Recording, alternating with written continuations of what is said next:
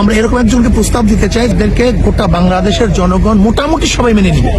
কারণ সবাইকে তো সবাই মানবে না, কমপক্ষে সিংহভাগ মানুষ যাকে মানবে এরকম এক ব্যক্তিকে আমরা প্রস্তাব দেবো ইনশাআল্লাহ। কি আলোচনা হয়েছে?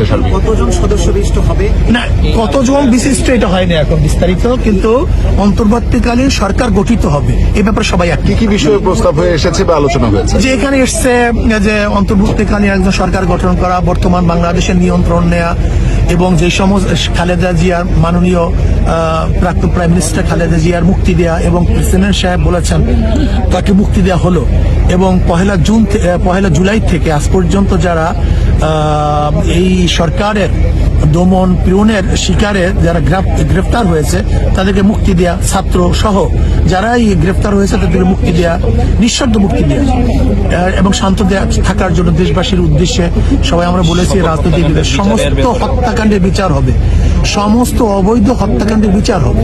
এই ব্যাপারে আমরা সবাই একমত, এবং রিসেন্টলি বিচার হবে এবং হতেই হবে। এর জন্য আমি দেশবাসীকে শান্ত থাকার জন্য বলবো।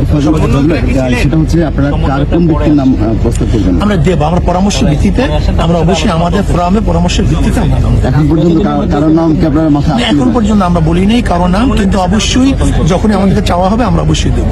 কতদিনের মধ্যে হবে? এখানে আলোচনা হয়েছে 24 ঘন্টার মধ্যে, তারপর হয়তো বা একটু লেন্দি হতে পারে। কত সদস্য? থ্যাংক ইউ সবাইকে।